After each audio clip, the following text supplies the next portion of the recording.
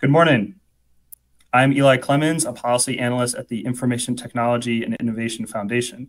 On behalf of ITIF, I would like to welcome all of you to our panel this morning. Today, I'm excited to host this conversation on the rise of Chinese e-commerce platforms in the United States.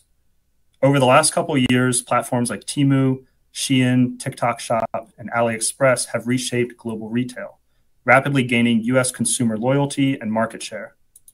Their rise has sparked critical business and policy questions that we will be covering today. First, how do we explain the rapid global rise of these platforms? In a recent ITIF report titled How China's State-Backed E-commerce Platforms Threaten American Consumers and US Technology Leadership, I argued that China's industrial policy plays a key role in fueling these platforms' global expansion. Second, how are Chinese e-commerce platforms shaping the outlook for American consumers and businesses? And third, what lessons should US policymakers take from the rise of Chinese e-commerce platforms, and how can they promote US innovation and global competitiveness? We are lucky to have a fantastic group of panelists today for the discussion. So now I will introduce them briefly, but you can find their full biographies on our event webpage. First, Henry Gao, Professor of Law at Singapore Management University. Henry sits on the advisory board of the WTO Chairs Program. Second, Derek Lawson, founder of Cirrus Global Advisors and former head of cross-border import-export at Amazon.com. And finally, Ivy Yang, founder of Wavelet Strategy. Ivy previously held roles in international communication and public relations for Alibaba. Thank you to all the panelists for joining. A reminder for our virtual audience, we will have time for questions at the end, so please submit those questions through Slido. The link for Slido is in the YouTube description and on the event webpage. You can also subscribe to ITIF's YouTube channel and turn on notifications to see all of our upcoming and past events. So with that intro, let's dive right in. So each of you have a unique perspective on the topic of the rise of Chinese e-commerce platforms, spanning policy, logistics, and strategic communication. To begin, what do you see as the most significant driver behind the rapid growth of Chinese e-commerce platforms in the US market? What makes their model so effective? Let's start with Ivy. Thank you so much, Eli. I think for the Chinese e-commerce platforms, their direct access to manufacturers and sellers and the proximity to that is a key advantage that they have. And there is also a sense of deep conviction that a very aggressive customer acquisition strategy can yield them market share. Because in the case of Temu, that is how its parent company, PDD, in a very competitive e-commerce landscape when it first started, with Alibaba and JD still be the dominant players, that's how they have won out. So when they started, having that strategy is really key to how they think about, building and expanding in the US market. And they're also very tightly integrated with China's manufacturing base. And this advantage allows them to push prices lower and move faster on trend cycles. And I would say that they're also very much heavily subsidized by their own business models, right? So Temu's parent company has invested more than $3 billion in advertising across 2023 to 2024. And only until recently, after the announcement of the tariff, that Temu has stopped investing in digital advertising. And as recently as March 31st, Temu accounted for about 1/5 of US Google Shopping ad impression purchases. And it has since dropped to the 75th place in App Store downloads. And that really tells you that they've been spending big to acquire customers and to expand. And this really is part of its deep conviction that doing that will give them the market share that they want and in some ways have achieved thus far. Great. Yeah, so we definitely saw that with Temu's Super Bowl ad, Shop Like a Billionaire. Derek, let's go to you. Yeah, I think one of the most important things to talk about is first, the U.S. de minimis policy that has enabled the goods to come in perhaps at a lower cost than what U.S. brands can bring those goods in. So that's always been an advantage that they've been taking care of. But I think growing on what Ivy said is kind of this factory direct to consumer, right? Cutting out the US middleman, being able to be even more responsive to the US consumer, right? You see that with many of the brands and how fast they can go from factory production to the US consumer, combined with create the middle. I think we also are seeing, you know, some opportunities where even bad actors, where you see perhaps knockoff goods being sold on various websites, that is attractive to the US consumer, I think, at times. So I think we see pieces of that which have made you know, kind of this whole broader, you can get things very cheap through these channels, which is very true. I think we see consistently, you know, discounted rates on the Temu website versus what you find on Amazon's website. And perhaps some of that comes with lack of enforcement of the bad actors in those supply chains. And then ultimately, Eli, I think what you called out in your paper, which is, you know, support, state support for a lot of these policies, right, has enabled, you know, a growing number. You know, you're looking at tens of thousands, hundreds of thousands of kind of businesses that are participating in these marketplaces, right? You know, so instead of US consumers relying on what the buyers at Walmart or Costco are deciding, you're really opening up the floodgates to hundreds of thousands of individual sellers. They can be very responsive and at times much cheaper than what US brands can be. Great. Thank you, Derek. And finally, Henry. Thank you, Eli. It's my pleasure to join this webinar, and I enjoy reading your report, which outlined many reasons, you know, why the Chinese e-commerce platforms can be so competitive. And I think Ivy and Derek has already mentioned some of the reasons to which I fully agree. I would just summarize by saying that actually the main reasons I would argue these platforms can be so competitive is because of 3 things: low cost, low tariff, and low shipping. Now that is well known, and I'm more interested actually in digging deeper and find out the kind of systemic factors that you know, underlying each of these reasons. And if you look at these systemic factors, you can see actually they do distort competition, allow the Chinese platforms to outprice and outmaneuver US retailers. So first is the low cost. So the Chinese platforms were able to keep prices at very low levels, not only through efficiency, through direct link with the manufacturers like Ivy mentioned, but also through aggressive cost shifting and labor exploitation deep in the supply chain. For example, many suppliers are squeezed quite hard. So some sellers actually report profit margins of only 50 cents to 1 renminbi per item. That's just 7 to 14 US cents per piece, far below sustainable levels. In turn, these suppliers actually pass the pressure on to the workers. So there were some investigation into Shen's suppliers, which found that the laborers working basically 75 plus hours every week, sometimes earning as little as 4 cents per garment sewn. So the result is that we have a system where the suppliers are treated like expendable cogs and workers like disposable inputs, all to maintain artificially low retail prices. The second reason is the low price, and the main reason, as Derek mentioned, is because of the de minimis loophole, right? But even without the de minimis, if you look at the typical US tariff before Trump's Liberation Day tariff, it was only on average about 3.4%. So even at that level, if you have to pay the tariff, it's not very high, right? And de minimis further, you know, remove even that very low tariff level. So in 2023, over 1 billion de minimis parcels actually entered the US. And that number basically skyrocketed alongside the rise of Temu and Shein. So this loophole gives Chinese e-commerce platforms a tariff holiday that traditional retailers importing in bulk cannot access, distorting the competitive landscape. The last reason is low shipping costs. So if you look at international shipping costs for Chinese sellers, they are artificially low thanks to an outdated global postal framework and Chinese state subsidies.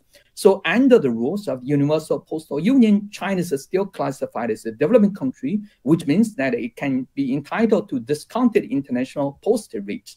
As a result, we see some postal rates which basically don't make sense at all. For example, according to a study by the USPS in 2020, if you ship a 2-kilogram parcel from the US, from somewhere in the US to, let's say, South Carolina to New York, it would cost you $20. But if you were to ship the same parcel from China to the US, it would cost only you $5 because of the UPO's terminal dues favoring China.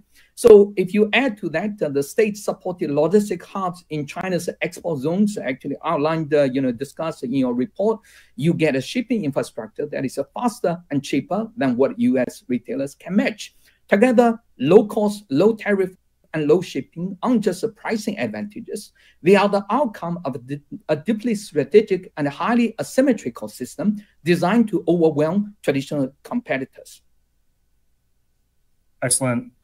Thank you for that robust answer, Henry. So this is a good segue into the second question for our panel today, which really is derived from my report, where I was trying to elucidate these platforms are innovative, they are consumer forward, as Ivy pointed out. They also benefit from a lot of endogenous economic benefits, such as vertical integration that Ivy, you also touched upon, some of these global shipping and logistics benefits that Henry, you touched upon, as well as cheaper cost of labor and other economic advantages. If you put all of that aside, there's also government industrial policy, and that was really the focus of my report. So when we think about government industrial policy, how should we think about the boundary between industrial policy on one hand versus unfair advantages? When does government support, in this case from the Chinese government, to these platforms become market distortion? So for that question, let's start with Derek. Yeah, thanks, Eli. And I think, as I think about this question, it's really around, stacking a lot of these policies on top of each other that probably creates the unfair system, right? So, as you look at some of the things that have made Temu successful, if we talk about the gamification of the app, we talk about customer acquisition in the US, we talk about access to air cargo capacity, taking advantage of de minimis, taking advantage of low cost of labor, right? All of these things over time, arguably are in and of themselves okay policy, whether that's on the Chinese side, whether that's on the US side, developing new logistics companies that are doing, crowdsourced deliveries in the US at a lower cost than UPS or FedEx, whether those are invested from Chinese investors or not, right? A lot of these things are in and of themselves okay. But I think to me, when you start looking at market distortion is when you start stacking a lot of these things on top of each other, and it kind of creates a system, right? And I think that that's one of the things that, Eli, your report really highlighted well, which is there's multiple levels of doing this, right? So the vertical integration, there's been reports from CBP as to where the cotton is coming from on some of these garments, what the forced labor perhaps is, or what the labor conditions are. Henry mentioned the labor conditions as well, too, in some of the factories in the reports. So when you have lack of enforcement of some of these policies, you have some of this vertical integration, you have logistic zones built at these airports, you have the ability to leverage data and share data internally off platform data. When you start stacking a lot of these things that your report came up with, then it creates kind of this world that if you're a US company and you want to go produce something ethically at a factory in China, take it back to the US and sell it on a platform, you just simply can't be price competitive with these, right? And so for me, the bigger issue is there's lots of faults that you could point at for any part of these supply chains and kind of the business model. But when you take it more holistically, that's where you start to really get into what I would consider a distortion of the market and unfair competitive advantage, where US businesses can't go to a factory in China, ethically source, import it, pay duties and taxes, and then sell it in a marketplace and be price competitive with some of these, right? So I think, to me, it's really comes down to stacking all of these things one on top of another. That when you look at it more holistically is when you probably start to run afoul of kind of fair competition with U.S. brands. Great, thanks, Derek. And just for listeners to have an example of what some of these policies look like, you mentioned zones at airports and airport logistics. I know you have a background in air shipping and cargo. Could you maybe just elaborate a little bit just to give viewers an example of what some of these benefits look like?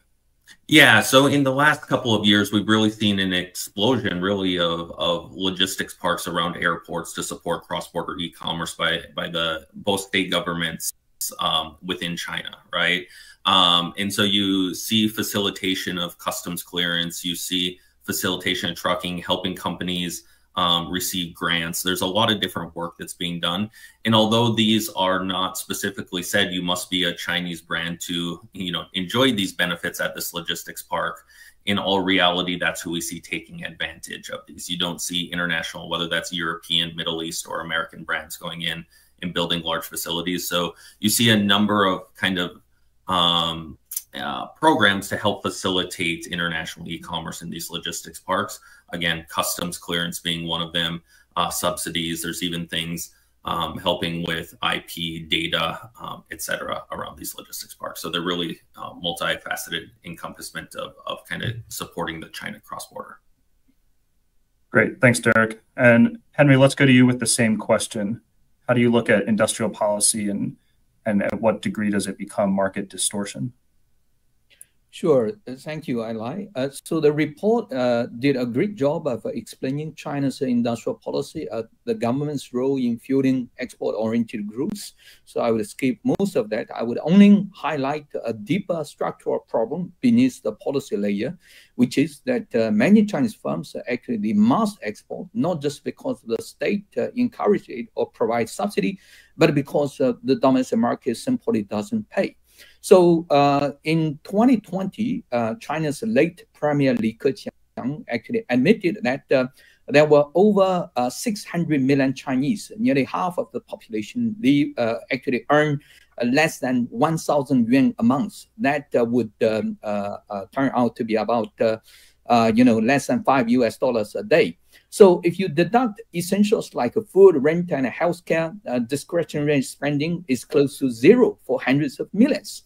And this isn't actually a failure of the Chinese system. I would argue actually it's a feature of the system. By keeping wages low, the state actually was able to maintain tight political control and channels the surplus labor into the manufacturing export complex. So in such an environment, the domestic consumption is not just weak, it's structurally suppressed. With limited consumer demand and a massive overcapacity, domestic markets are so hard for most of the sellers and manufacturers. So on platforms like Taobao, sellers frequently price goods at or below cost just to stay afloat. Once you factor in logistics and platform fees, most sellers barely break even unless they find a way to externalize costs.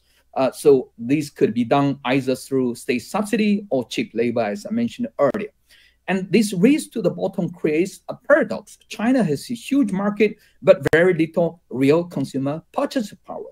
So because of all these constraints, exporting becomes the only viable path for profitability and liquidity, because foreign consumers pay more and they pay much faster. In many cases, firms get paid upfront via platforms like Tmall or Amazon, unlike the months-long payment cycle common in China, or sometimes even several months. And the margins tend to be higher, especially when paired with tax rebates, because China has this VAT rebates when you export, and this could be as high as 17%, which is a very high margin for many sectors. Shipping subsidies and tariff loopholes, as I mentioned earlier, and exporting also avoids the brutal domestic pricing war, allowing firms to offload overproduction and earn hard currency. So in effect, exports are not just encouraged, they are a necessity for survival for many of the Chinese producers. It's not just about the selling abroad, it's also about escaping the limitations of the domestic economy, which are structured as such that there's no way that they could earn any profit. Thank you. Thanks, Henry. So overcapacity, definitely part of industrial policy strategy behind China's e-commerce strategy, both for platforms and for vendors. Ivy, would you like to add anything to that? I know that you've written on Chinese industrial policy in the past.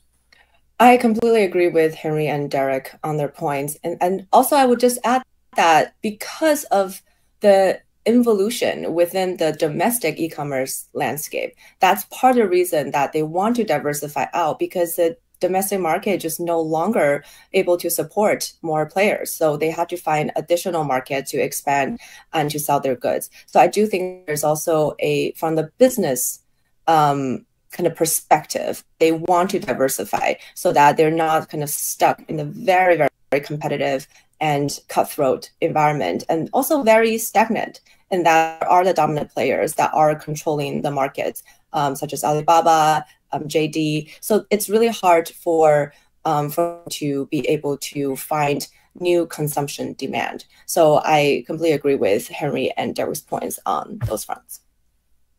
Great. Thanks, Ivy. So we're going to switch now to some individual questions. Let's start with one for Derek. So Derek, with your experience in cross-border logistics, how do Chinese platforms use logistics to their advantage in the United States? And how might changes to the de minimis exception affect this? So we had some recent reform to de minimis, where the de minimis exception for all goods from China will no longer apply. So Derek, if you could talk a little bit about that policy as well as logistics in the US. Yeah, first, let's talk about the de minimis policy, because, this is timely. On May 2nd, obviously, we're going to have a big change. There was actually a change that happened. It was rolled back 4 days later. So they had tried to go a little bit more aggressively about this 2 months ago. They rolled it back. Now it's going again on May 2nd. We actually see the reduction of Chinese e-commerce being fairly significant coming up on May 2nd. So, my firm is looking at forecasting reductions in air cargo demand, which is obviously heavily reliant on China. IATA, the International Air Transportation Association, says as much as 50% of kind of China to US air cargo demand now is e-commerce. We see two things happening. One is de minimis going away. With de minimis going away, there's kind of this debate that says, if I'm importing a $5 item or a $6 item, and to Henry's point, some of the original duties or taxes on that could be, 3%, 5%, even 15%. It's not going to change the game. But when you really stack a reduction in de minimis, combined with effectively the 145% tariffs that are, the on the books tariffs right now, with the duties and taxes, we think that there's going to be a pretty significant reduction in demand in kind of this China cross-border e-commerce. They're also clamping down on the postal channels, putting different rules in place. We're paying fees if you're shipping from China Post to the US Post. We think that the de minimis change combined with the tariffs at the current rates are going to have a very significant impact in volumes coming on May 2nd. My firm has forecasted over the next 3 years, we're going to see a $22 billion reduction in air cargo. That'll be globally. We have, dozens of aircraft tied to China to US that are coming in every single day that are going to have to be redeployed elsewhere in the world, whether that's China to Europe, China, Middle East, Australia, etc. Europe is also looking at potentially eliminating de minimis exemptions for kind of their country, citing many of the same reasons, things coming in that they don't know that are coming in.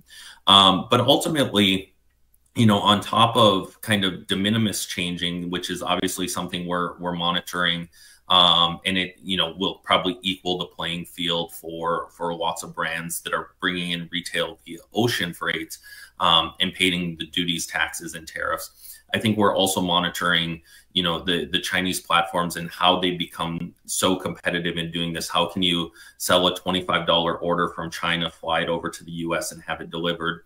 Henry mentioned the subsidies that were historically there through the UPU, the postal union, the International Postal Union, effectively, that it was cheaper to ship something from China to the US than it was within the US, right? So if you're an e-commerce brand into the US and you have to pay 3x or 4x the cost to ship something to a US consumer rather than if you were sitting in China, you know, that's a problem that you know, was partially addressed by the first Trump administration, wasn't fully addressed. But I think, you know, scale has provided these folks, you know, coming in de minimis, the customs clearance per parcel. Many times they're paying on a per parcel basis 10 cents maybe for the customs paperwork, because there's effectively none. It's kind of just green lighted through the customs channel. You see last mile delivery companies are using gig drivers that can go out, and they're paying gig drivers anywhere from, you know, $2 to $3 a parcel to deliver in major metropolitan, you know, areas. You know, these are not full-time employees with health benefits. These are, you know, gig drivers that have their own Toyota Prius and doing this, right? But scale has allowed them to make that work and make people still sign up to do these deliveries in the US. So instead of paying UPS or FedEx, you know, $6 or $8 or $9 for a package delivery, they're paying a gig driver, you know, $2 for a delivery. So I think, you know, several of these things, the logistics, you know, the scale and just the size, coming in from China, talking about 1.5 million incremental packages a day over the last really 2.5 years. That's just the growth of the China e-commerce. That 1.5 has really given them synergies on cost related to final mile delivery, on customs, on, you know, buying air freight rates, etc. Great, thanks, Derek. That's really useful context, and we will be watching in May to see what the reform to de minimis exception means for these platforms and for the e-commerce sector as a whole. Henry, let's go to you next for an individual question. So you have expertise in international trade and trade law. So from that perspective, what does the rise of these platforms mean for international trade rules and for digital commerce norms?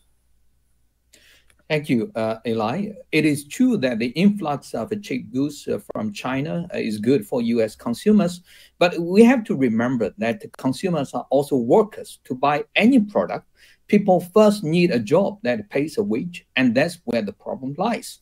The same cutthroat competition that delivers cheap clothes and gadgets also hollows out the domestic labor market in the importing country, especially for low-wage and middle-scale jobs.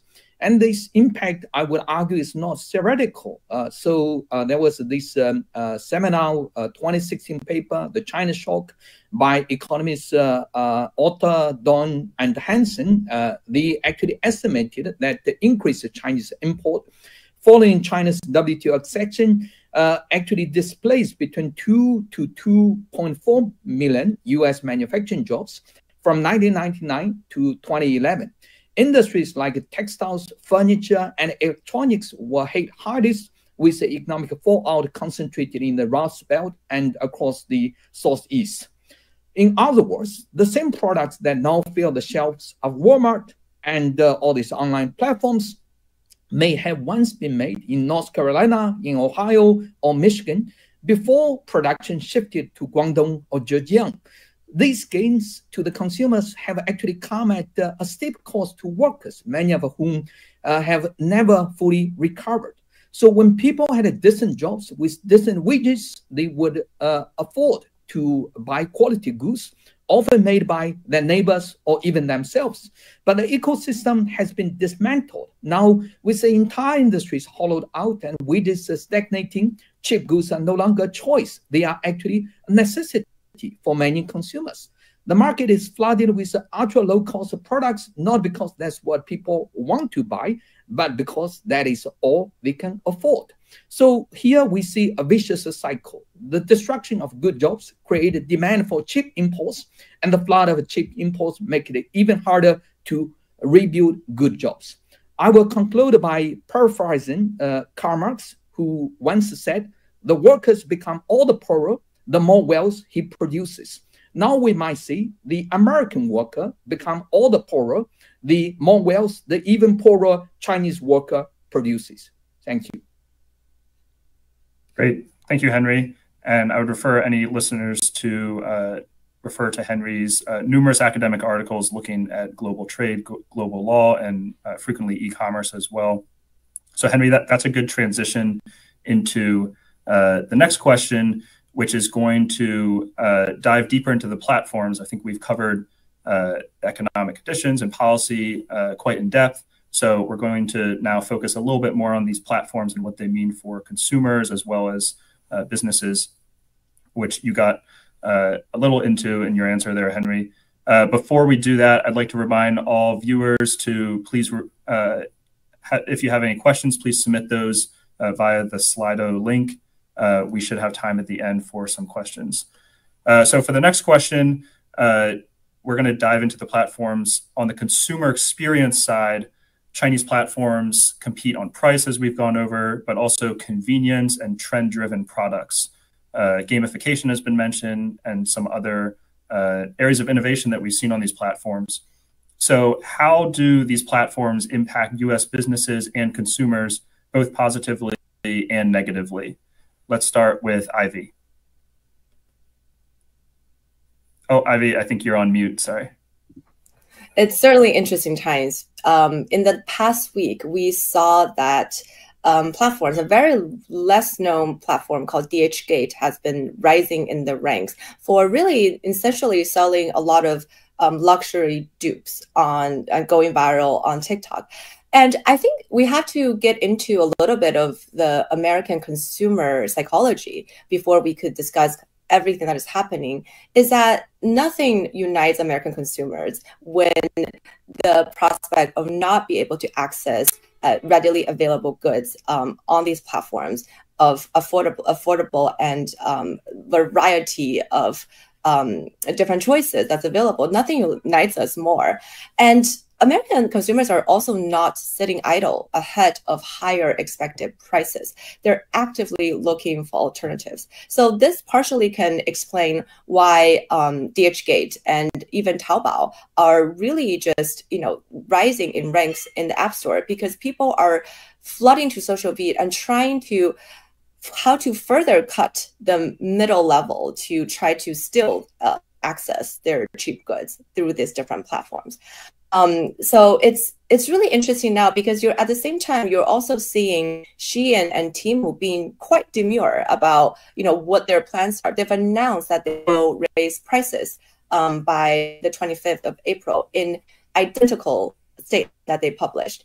And also see, Walmart and all of the retailers also announcing price hikes. So they're no longer able to rely on this, we are the cheapest version, because everything will be more expensive. So it's a really interesting time in how, the challenger, which has been the Temus and the Sheins of the world, have become incumbents. And there's a new crop of new players entering into the chat and trying to capture this moment and this opportunity to sell more products to this kind of new, this new base of consumers that are looking for alternatives. And for US businesses, I think it's very clear they will have to raise prices across the board. Hermes announced that they will increase prices by May 1st to fully offset the new 10% baseline tariff. Nike, Levi, Gap, Columbia Sportswear, they're all expected to raise prices. Because at the moment, even though the tariff is meant to, reshore a lot of manufacturing, but at the moment, that is not happening. Instead, they're globe hopping to countries with lower or temporarily suspended tariffs to try to kind of find that that gap in the opportunity to still be able to ship things cheaply and sell things cheaply. But that is a very temporary solution.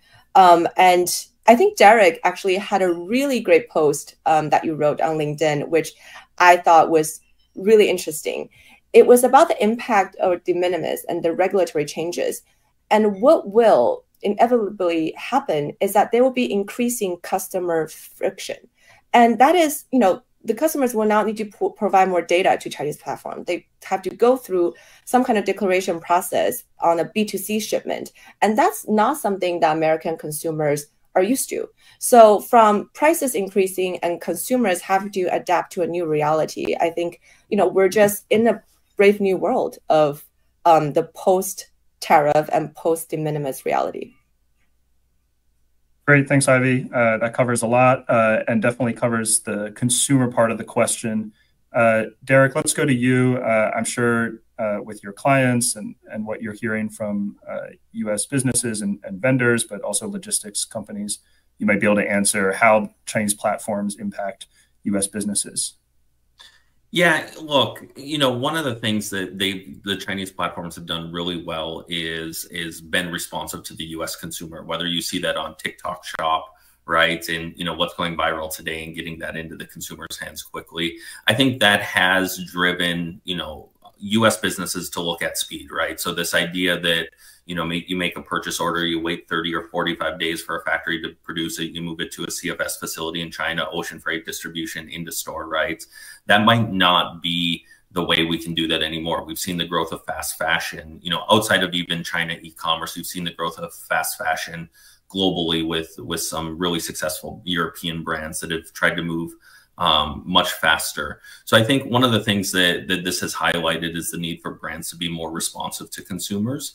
And I think that trend will stay regardless of what happens with China e-commerce, what happens with Shein and the competitiveness of their products.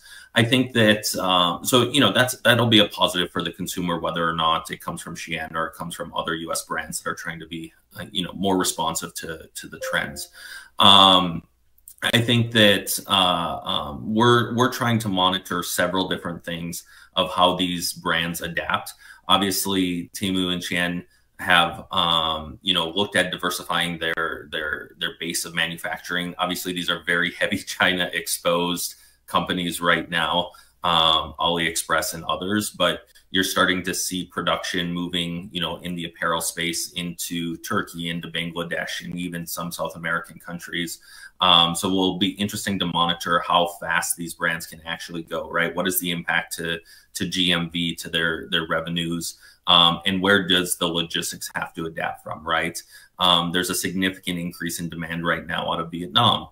On the ocean side of the business, people are trying to get things on the water in this kind of 90-day reprieve, right? So factories are at, full speed ahead. But to Ivy's point, maybe one thing that I want to reiterate is while the goal is reshoring, a lot of US manufacturing jobs, I think there's two things that we see from our clients. One is, the idea that the US is going to start sewing Nike shoes in the next 3 to 4 years, I think is false, right? So I think we do need to, be realistic as to what we're reshoring and how do tariffs and how do ultimately we think about what products are and what manufacturing we want back in the US.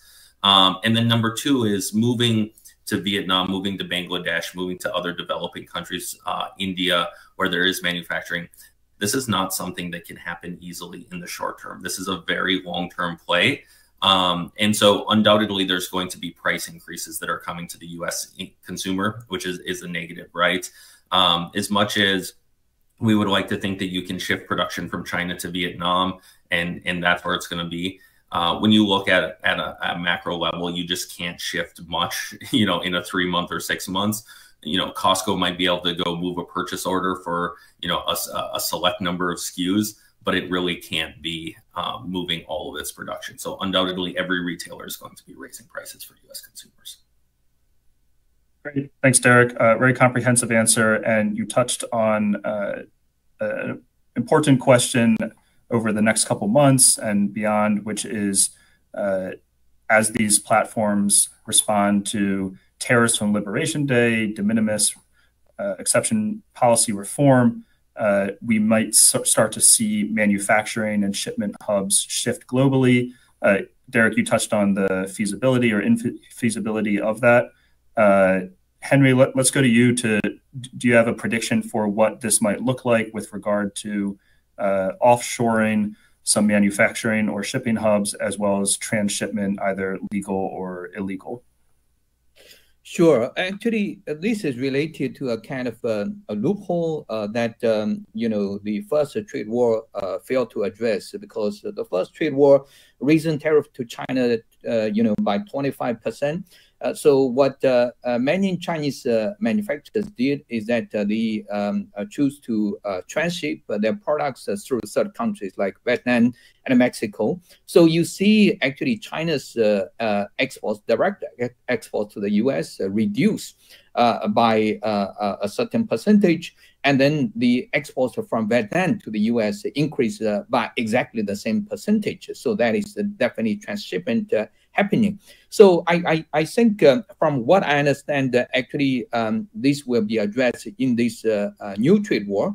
So I published op-ed called The Art of a Trade Deal in Commonplace with the think tank American Compass last week, in which I actually discussed how to address this issue. I would say that when Trump is signing all these new trade deals with everybody else, so basically everybody other than China, he's going to put in a provision to not only to have aggressive enforcement against the transshipment practices, which we already see happening actually from the CBP as of last week. They basically ask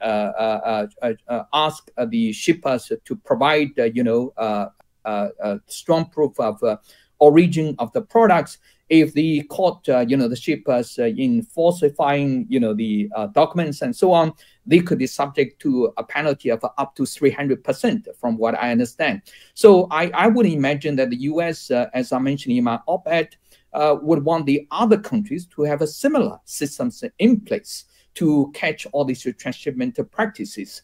So when everybody have the similar system to the US, I would imagine this time around is going to be very difficult for the Chinese exporters to try to transship it through Vietnam or Mexico. Is going to be a whole new game. Great. Thank you, Henry. And as we look at these platforms as they evolve and adapt to a shifting regulatory state, both in the US and globally, it's also interesting to think about how they will respond and react. So for that topic, let's go to Ivy.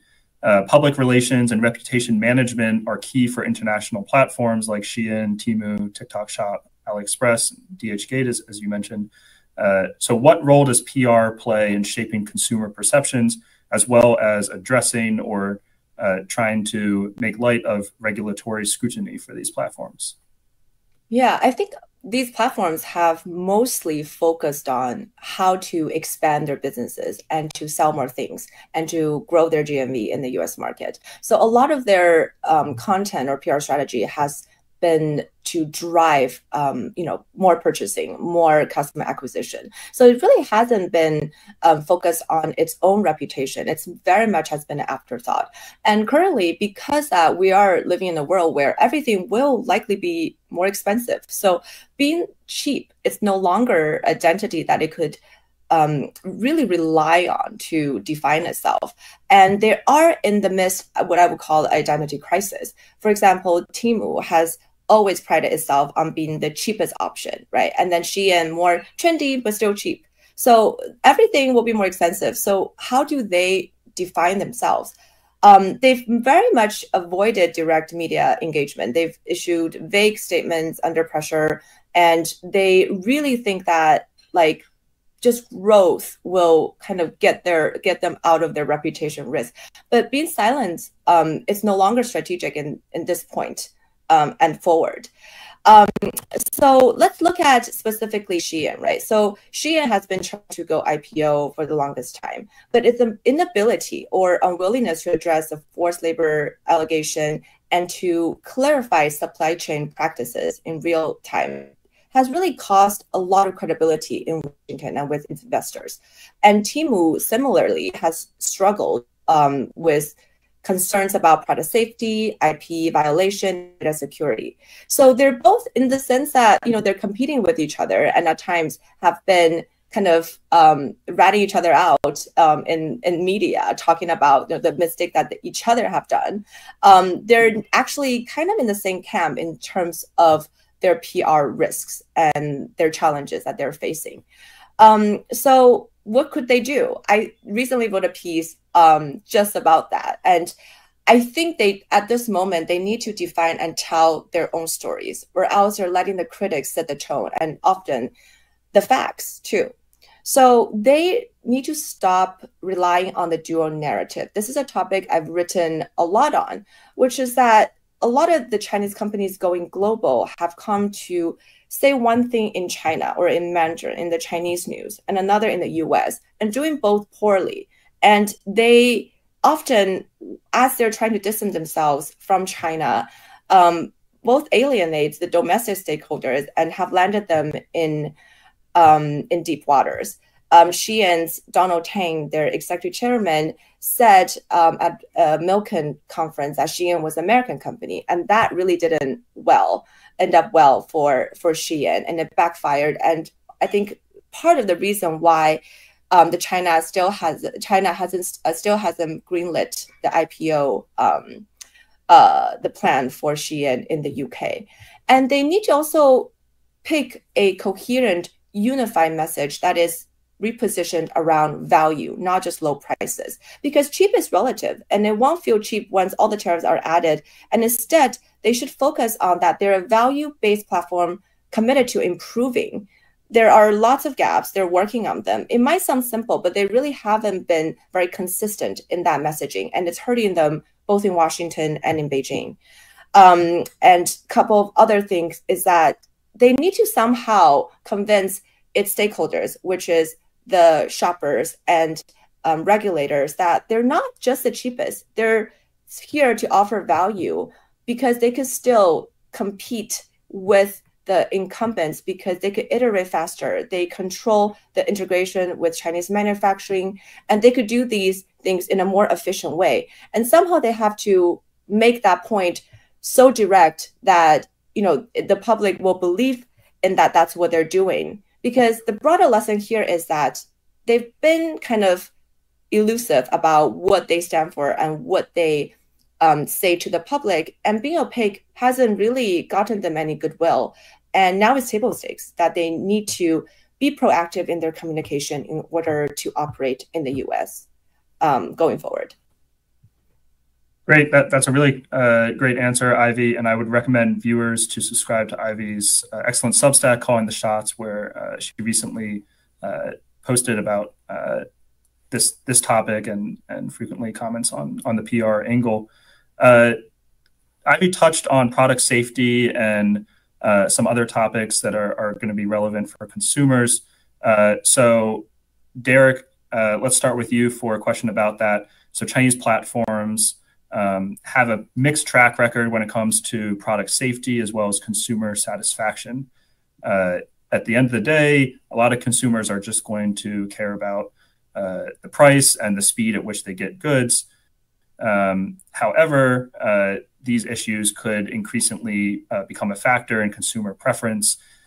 So Derek, maybe you could comment on this, and then also if you have any ideas on how US policymakers can better protect consumers from risks posed from these Chinese platforms, either through product safety, data privacy, cybersecurity, so on. Yeah, thanks, Eli. So I think, you know, number one is the U.S., you know, while it has a, you know, the current administration has an America First agenda, I think the approach to this is really global and really getting the European, the Japanese on board with some of these enforcement issues, right? One of the things that we will see happen with China is if the U.S. cracks down on things, perhaps forced labor, you know, improper vertical integration of supply chains, you know, subsidies, that volume, and we see this happening in real time, is going to shift to Europe. It's going to shift to Japan. It's going to shift to Australia, right?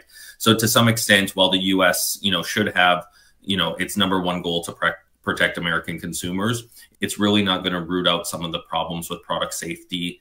You know, if a Chinese seller, you know, on TikTok Shop can just start selling into France or Germany or the UK if they've been blocked by that product into the US or Australia, right? So first, I think, you know, the number one recommendation would be to try to take a global approach to this, because if it's unsafe for a US consumer, it's probably unsafe for a French consumer. It's probably unsafe for an Australian consumer.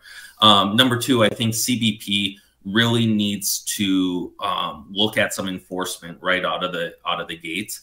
One of the challenges with doing this fast is CBP doesn't have significantly more staffing than what they had, 2 months ago or 6 months ago. So you look at now, customs clearance of 4 million parcels a day.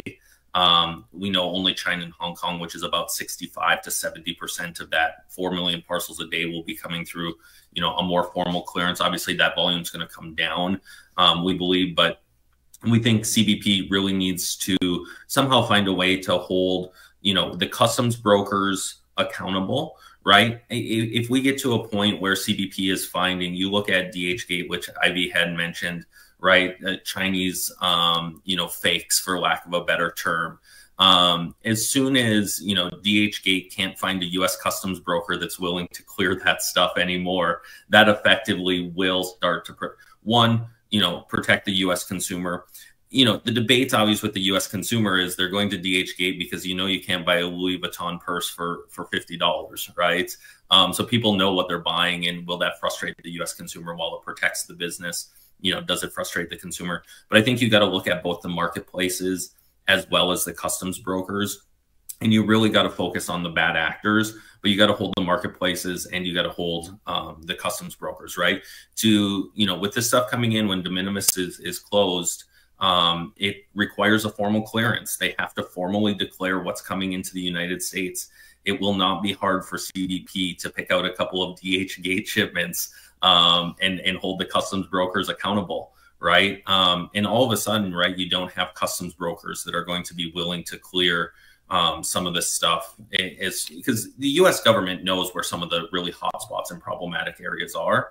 And if you threaten to pull a customs broker's license, right, and if these, some of these customs brokers are not mom and pop shops, these are large, international brokerage houses, right? You really got to really start to enforce this. And I think you can make a lot of good for the U.S. consumers by holding, a handful of marketplaces and a handful of customs brokers accountable in the short term. And I think they can really, turn the dial on this. I think the system's been so overwhelmed the last couple of years. It's been really hard to do this, but you got to focus on, like I said, going global. So, if the U.S. fixes a problem with forced labor, it doesn't just take those cotton shirts and move them to the UK. And then it really needs to step up enforcement and hold the customs brokers and the marketplaces accountable. Great. Thanks, Derek. That's a good answer. Looking at policy, you mentioned CBP, another important government agency integral to product safety is, of course, the Consumer Protection Safety Commission. And I would recommend viewers to look at a blog I recently wrote explicitly looking at how CPSC can better enforce product safety issues on Chinese e-commerce platforms. You can find that on ITIF's website.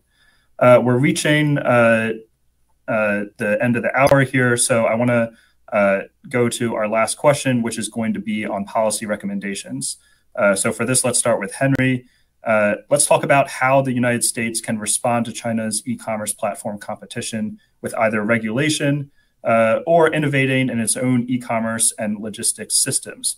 Also, if you want to touch on the question of, are there useful lessons to be learned from Chinese platforms' rise or China's e-commerce industrial policy? Sure. Thank you, Eli. I think, some of the responses were already discussed earlier. So this would include, for example, plugging all these loopholes which were not caught in the first Trump administration. For example, the de minimis loophole, which has been exploited by all these online platforms, and now that it's quickly being plugged in, right? So next month, according to the schedule, all these platforms will start paying much higher tariffs, 120 to 200, right, depending on the different packages, and that is going to be a big issue that all these platforms would have to face. And another response I would say is to also plug in the transshipment loophole. So this can be done right through all these agreements that the U.S. is negotiating with all these other countries. So I would expect that they include something that would require all these other countries to prevent Chinese transshipment through these countries. And I actually suggested in my op-ed that I mentioned earlier that if these countries fail to honor their commitment to prevent transshipment, then they might have to face some tariff consequences. For example, if there's an unusual rise of transshipments through these countries from China to the U.S., then we could have like a surge of tariff of, let's say, up to 50% as a punishment for these countries, and that I think would be sufficient deterrence. But ultimately, I would argue that just the unilateral responses from the U.S. would not be sufficient. We have to think of a universal solution coming from the WTO, the World Trade Organization, which is the institution that is in charge of making rules for world trade. The current WTO rules basically don't really address the issue of so-called process and a production method, the PPMs. So basically, when you look at whether you are providing like, you are providing, for example, MFN or national treatment obligations to like products, you only look at the physical characteristics of the products, but you don't care about their process and production method or how they are made. I think this trade war might provide an opportunity for countries to revisit this issue to see whether the rules of the WTO can include some element that would look deeper into how these products are made, so that these issues can be solved in the long term. And I hope with that we will be able to solve this problem. Thank you. Great. Thank you, Henry. That's a good perspective from the international angle. Ivy, let's go to you for the same question. I think I would focus on kind of the innovations of these e-commerce platforms and why they are so confident that they could succeed overseas because of how competitive it is in the domestic China market.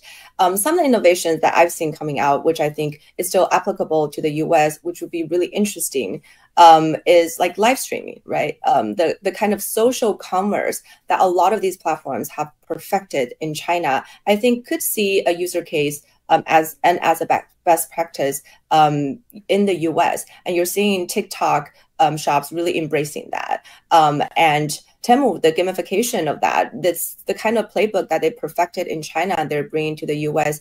And it seems like the American consumers likes to play games, shopping as a game, just much as Chinese consumers do too. So I think there is still a lot of kind of cross-border learning from what are some of the things that have worked in China and why they are confident in going overseas, because they've, in some ways, if you can make it in China in e-commerce, could you make it anywhere in the world?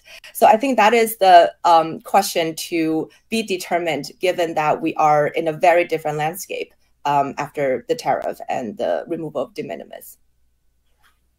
Great. Thank you, Ivy. And our final question is going to be an audience question. And I'm going to give this to Derek since you didn't get to chime in on the policy recommendations.